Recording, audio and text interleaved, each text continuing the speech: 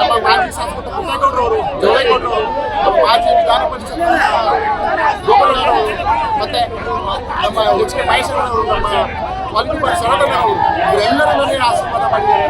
ಮತ್ತೆ ಪ್ರತ್ಯಕ್ಷವಾಗಿ ಸಹಕರಿಸಿದ, ಪರೋಕ್ಷವಾಗಿ ಪ್ರತ್ಯಕ್ಷವಾಗಿ ಎಷ್ಟು ಜನ ಸಹಕರಿಸಿದ್ದಾರೆ, ಪರೋಕ್ಷವಾಗಿ ಅಷ್ಟೇ ಜನ ಸಹಕರಿಸಿದ್ದಾರೆ. ಅವರೆಲ್ಲರಿಗೂ ನಾನು ಹಾಸನ ಜಿಲ್ಲೆಯಲ್ಲಿ ಜೆಡಿಎಸ್ ಇರೋ ಶಾಸಕರು ತುಂಬ ಬೇಸಿಕ್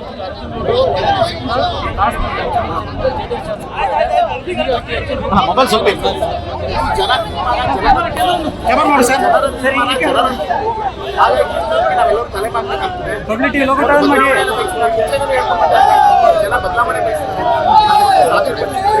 ಮಹಿಳಾ ಮತದಾರರಿಗೆ, ಹೆಚ್ಚಿನ ಯುವಕರಿಗೆ, ಹಿರಿಯ ಮತದಾರರಿಗೆ ನಾನು ನನ್ನ ಜೀವನದಲ್ಲಿ ಋಣಿಯಾಗಿದ್ದೇನೆ. ಜೊತೆಗೆ ಪ್ರಾಮಾಣಿಕವಾಗಿ 5 ವರ್ಷ ಸಂಸದ ಸ್ಥಾನದಲ್ಲಿ ಏನು ಒಂದು ಅನುದಾನಗಳು ಬಂದಿರ್ಬೋದು, ಏನು ಜ್ವಲಂತ ಸಮಸ್ಯೆಗಳು ಜಿಲ್ಲೆಯಲ್ಲಿ ಇರ್ಬೋದು, ಬೆಳೂರು ಬಗ್ಗೆ ಸಮಸ್ಯೆ, ಅರಸೀಕೆರೆ, ಚನ್ನಪಟ್ಟಣ,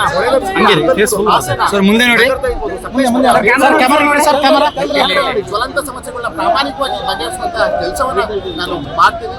ಒಂದು ಜನಸ್ನೇಹಿ ಸಂಸದನಾಗಿ ಜನಸ್ನೇಹಿ ಆಡಳಿತ ಕೊಡಬೇಕು, ಜನರ ಜೊತೆ ಬೆರಿಬೇಕು ಅಂತ ಒಂದು ಆಸೆ ಇಟ್ಕೊಂಡಿದೆ. ಅದನ್ನು ನಾನು ಮುಂದಿನ ದಿನಗಳಲ್ಲಿ ಅದನ್ನು ನಾನು ಫಾಲೋ ಮಾಡ್ತಾ, ನಿಮ್ಮೆಲ್ಲರ ಆಶೀರ್ವಾದ, ನಿಮ್ಮೆಲ್ಲರ ಜೊತೆಗೆ ಮಾಧ್ಯಮದವರ ಒಂದು ಸಹಕಾರ, ಅವರ ಒಂದು ಪ್ರೋತ್ಸಾಹ ನನಗಿದೆ. ಅದಕ್ಕೂ ಸಹ ನಾನು ಅಭಿನಂದನೆಗಳನ್ನ.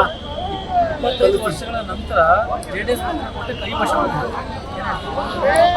ಇದು ಜನ ಈಗಾಗಲೇ ತೀರ್ಮಾನ ಮಾಡಿ ಸುಮಾರು ಒಂದು 6 ತಿಂಗಳಿಂದ ಜನ ತೀರ್ಮಾನ ಮಾಡಿದ್ರು ಹಾಸನದಲ್ಲಿ ಬದಲಾವಣೆ ಆಗಬೇಕು ಮಾಡಿದ್ದಾರೆ. ನಾನು ಹೇಳ್ತೀನಲ್ಲ, ಪಕ್ಷಾತೀತವಾಗಿ ಜಾತ್ಯಾತೀತವಾಗಿ ನನಗೆ ಈ ಸಲ ಸಹಕಾರ ಕೊಟ್ಟಿದ್ದಾರೆ. ಅತಿ ಹೆಚ್ಚು ಮಟ್ಟಗಳಿಗೆ ನನ್ನ ಗೆಲ್ಲಿಸಿದ್ದಾರೆ. ಖಂಡಿತವಾಗಿ ನಾನು ಪಕ್ಷಾತೀತವಾಗಿ ಜಾತ್ಯಾತೀತವಾಗಿ ಜನರ ಜೊತೆ ಬೆರೀತೀನಿ. ಜನರ ಆಗುವುದಕ್ಕೆ ನಾನು ಗೆಲ್ತೀನಿ.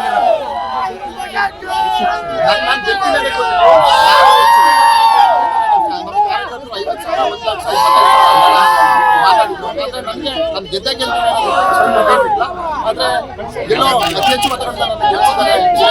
ಆ ಜಿಲ್ಲೆಯ ಜನ ನಂಬಿಕೆನ ನಾನು ಉಳಿಸ್ಕೊಳ್ಳೋಕೆ ಪ್ರಾಮಾಣಿಕ ಕೆಲಸ ಮಾಡಬೇಕು. ಜೊತೆಗೆ ಇವತ್ತಿಂದ ಸಂತೋಷಪಡೋದಕ್ಕಿಂತ ಹೆಚ್ಚಾಗಿ ಜವಾಬ್ದಾರಿ ನನ್ನ ಹೆಚ್ಚಾಗಿದೆ.